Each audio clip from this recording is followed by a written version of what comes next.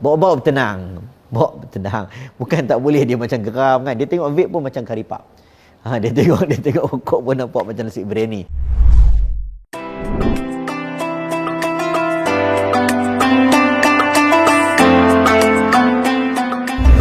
Assalamualaikum warahmatullahi wabarakatuh. Kau-kau lah yang tengok tengah parti kita ni kan.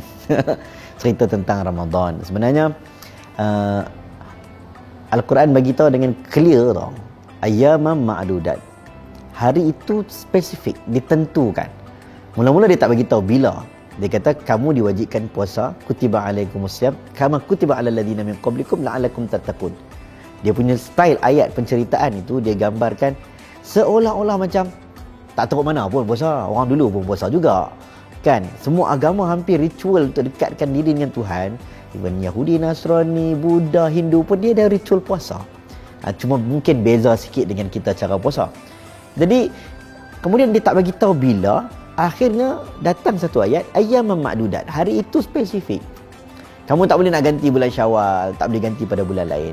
Jadi menunjukkan kat kita, kalau kita terlepas puasa, orang muda kata tak apalah, tua-tua lagi nak insaf baru okey kot. 15 Ramadan contoh, 1442 Hijrah. Tinggal puasa 15 Ramadan 1442 Hijrah. Dengan sengaja. Lepas daripada Ramadan kita nak ganti 1000 hari sekalipun takkan sama. Takkan sama. Sebab hari itu, waktu itu, ketika itu tidak akan sama sebab ayyamam ma'dudat, waktu itu spesifik. Sebab itu kita pesan kat kita dan juga orang semua. Sebenarnya puasa ni bukan amalan untuk khas orang baik saja puasa. Tak. Puasa proses. Puasa adalah amalan untuk orang nak jadi baik. Dia bukan orang baik saja puasa. Tak. Siapa nak jadi baik, berpuasalah dia. Jadi kita ingat benda ni tak boleh lagi kita anggap macam benda biasa. Sebab dia rukun Islam. Dia satu benda yang menjadi syiar besar. Dan orang-orang kanak-kanak, kata Umar, kami zaman kanak-kanak dulu pun anak-anak kecil puasa. Yang kita tua-tua ni pasal apa tak puasa? Itulah.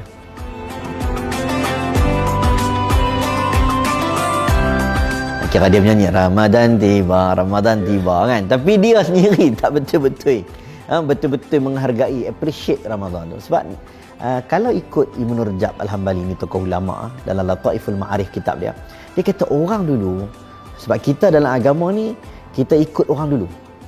Nabi kata antum a'lamu bi umuri dunyakum. Bab urusan dunia, teknologi itu hampa lagi tahu daripada kami. Tapi bab beramal, bab beriman, bab puasa, bab ibadat, kami lagi power daripada hampa. Hang kena ikut geng-geng generasi awal. Khairul qurun qarni thumma alladhina yalunahum thumma alladhina yalunahum thumma alladhina yalunahum. Jadi kita pun tengoklah orang-orang dulu macam mana dia orang puasa. Sebab mereka ni Allah iktiraf ni. Jadi bila kita cek kanu yad'un Allah sittat ashhurin. Kami ni orang dulu ni 6 bulan sebelum masuk puasa ni dah doa kat Allah. Bagilah masuk Ramadan, bagilah masuk Ramadan.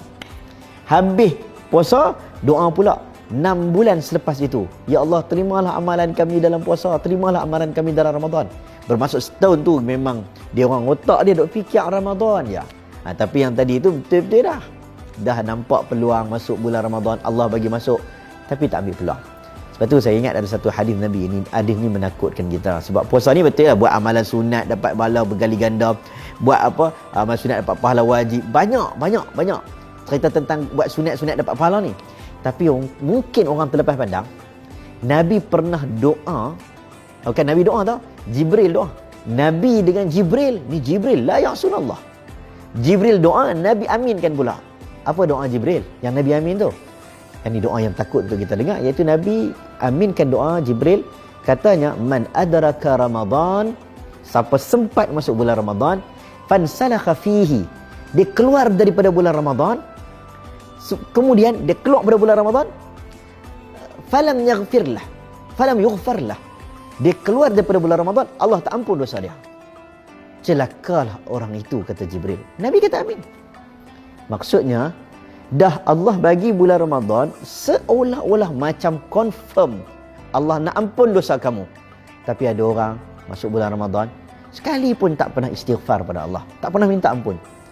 Duk kata nak masuk, tapi peluang itu tak diambil dengan sepenuhnya. Rugilah kita.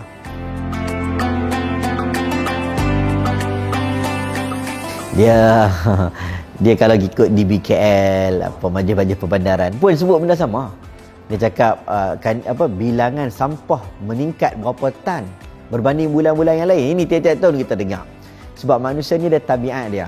Tabiat dia ni apabila benda tak dapat, dia beria-ria. Bila dah dapat, tak tahu mana pun. Jadi bila dalam keadaan waktu dia nak buka puasa, dia rasa macam dia nak makan ke semuanya. Itu benda yang syaitan. Sebab itu disebut, dikatakan innal mubadzirin kanu ikhwana syayatin.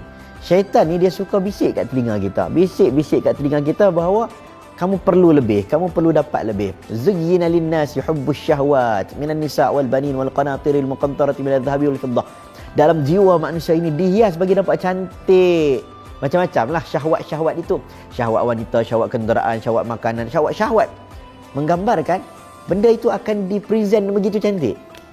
Kita masuk pasar Ramadan ni, walaupun warung dia nampak simple, tapi nampak makanan tu, nampak ya Allah cantiknya. Nampak geram, ayam ada 4 color kan. Kita tengok merah, biru, kuning, putih. Air jalur gemilang pun ada. Semua ada. Dia akan datang. Sebab syaitan suka untuk melihat kita ini kalau boleh berlebih-lebihan, supaya pada bulan Ramadan tu kita nak bangun malam pun malas. Nanti ada orang tanya lah, habis syaitan tak kena ikat ke? Okey, ada tafsirat ulama tentang syaitan yang diikat. Syaitan diikat, adakah syaitan itu diikat sendiri ataupun ada syaitan yang ganas diikat, syaitan yang biasa tak diikat? Ini tafsiran para ulama. Dan ada sebahagian menunjukkan bahawa bukan syaitan itu diikat, tapi syaitan tak mampu untuk menghasut manusia. Itu maksud dia. Itu maksud dia, terbelenggu tu maksudnya nak dia pun stres lah. Tapi ada sebahagian orang, dia jadi kawan pada syaitan, dia terikut-ikut rentak, akhirnya berlaku pembaziran, dia makan luar daripada keperluan. Kalau ikut Nabi ajak, kalau makanan untuk 2 orang, kan, makanan untuk 2 orang cukup untuk 3 orang. Makanan untuk 3 orang cukup untuk 4 orang. Maksudnya Nabi nak bagi tahu, bila kita tengok tu macam tak cukup, sebenarnya cukup. Itu nama berkat, barakah.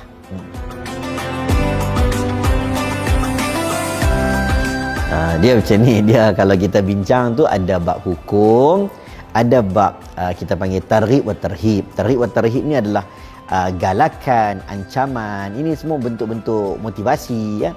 Tapi kalau kita ikut hukum lah, why? Apa hukum vape, apa hukum merokok, fatwa dah keluar tentang keharaman merokok dan sebagainya. Jadi waktu yang Allah sedang menunggu hamba-hamba dia, nak dengar dia berdoa. Lepas dia berdoa pula, buka puasa. Kalau Umar Al-Khattab, dia berdoa waktu bila? Waktu ayak tengah lalu ni. Dhahaba adh-dhama'u wa batallatil 'uruqu wa thabatal ajr insyaallah. Sebab Allah dia suka dengan orang yang lapar. Bukan orang tu lapar suruh dia lapar, tidak, dia suka bila orang lapar dia akan doa pada Allah. Allah suka tengok rayuan, tangisan. Tiba-tiba bila ayak lalu dia pun doa, ya Allah, Allah terimalah amalan aku ya Allah. Tiba-tiba dia pergi buka dengan perkara yang haram. Itu benda yang kita kata tak sepatutnya berlaku. Bawa tenang. Bukan tak boleh dia macam geram kan. Dia tengok vape pun macam karipap. Dia tengok rokok pun nampak macam nasi biryani. Bawa tenang, kita buat dengan baik. Mungkin Ramadan ni lah turning point untuk kita makin kurangkan pengambilan bahan-bahan nikotin namanya, nikotin. Bahan-bahan yang terlarang tu. InsyaAllah boleh, Ramadan boleh ubah manusia insyaAllah.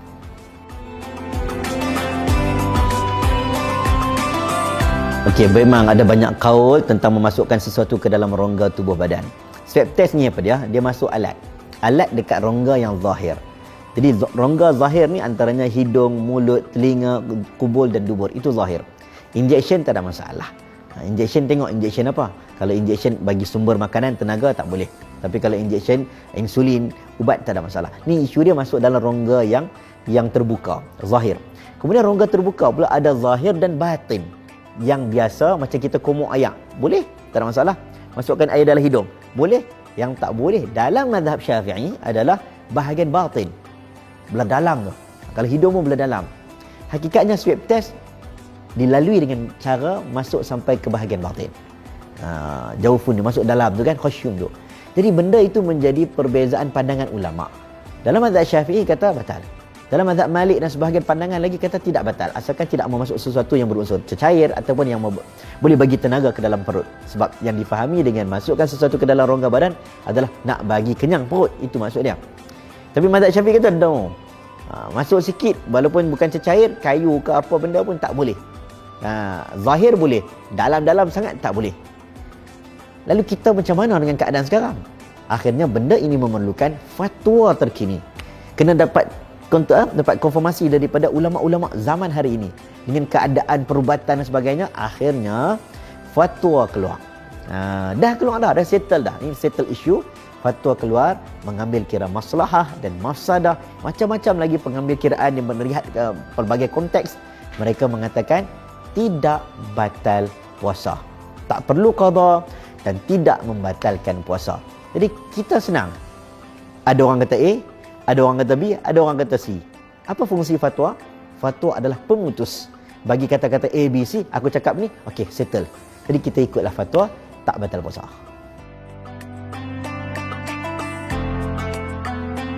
Okey, bab sakit ni memang ada nas dalam Quran. Faman kana minkum maridan aw ala safarin fa'idatu min ayyamin ukhra. Barang siapa yang sakit dan musafir, dia boleh ganti hari yang lain. Lepas bulan Syawal, Dzulqa'dah, Dzulhijjah, ganti hari lain. Orang yang sakit. Jadi sakit ni sakit macam mana? Sakit yang boleh mengganggu gugat nyawanya. Sakit yang memberi kesan kepada tubuh badan dengan sebab dia tahan benda tu lah. Dia puasa lah menjadikan dia mudarat. Setakat sakit tersepak batu tak jadi ya. Kena stapler kat tangan, ya Allah dugaan besar tak payahlah. Jadi sakit yang betul-betul mengganggu puasa dia, dengan puasa tu boleh mengganggu dia punya badan, maka sakit itulah yang diiktiraf sebagai sakit yang diharuskan untuk dia buka. Jadi dia berdosa tak kalau dia buka? Tak berdosa. Let's say lah, saya pun tak tahu COVID-19 punya pesakit ni macam mana. Kalau dia berpuasa, contohnya rawatan tak dapat dilakukan, nak makan ubat tak boleh, padahal dia kena rawatan dengan betul, akhirnya bahaya untuk nyawanya. Jadi boleh tak dia minum ataupun dia buat rawatan yang membatalkan puasa? Hukumnya boleh. Tapi kalau dia sembuh, dia wajib qada. Dia berdosa tak? Dia tak berdosa. Sebab dia buka dengan sebab ada alasan-alasan hukum. Cuma dia kena qada pada hari-hari yang lain. Itu cara dalam hukum fiqh untuk pesakit-pesakit yang mana menghalang dia daripada berpuasa.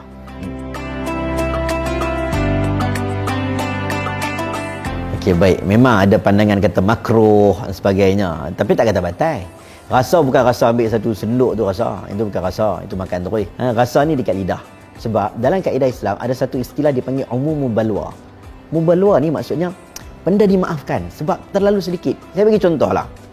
Hafiz, gosok gigi lah, kan?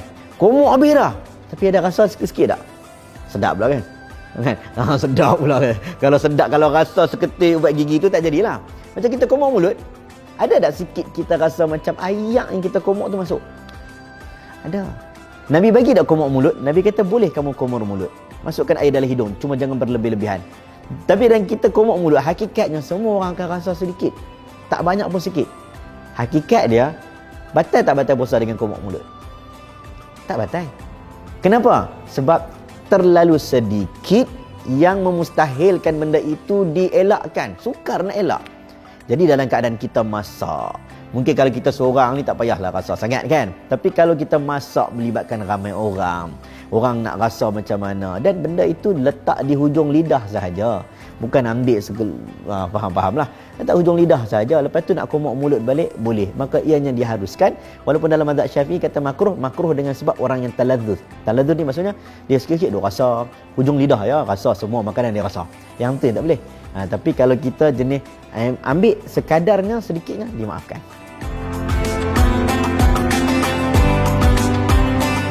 Dia tak kira lah muslimat ke muslimin ke siapa-siapa lah kan. Dia tak kira.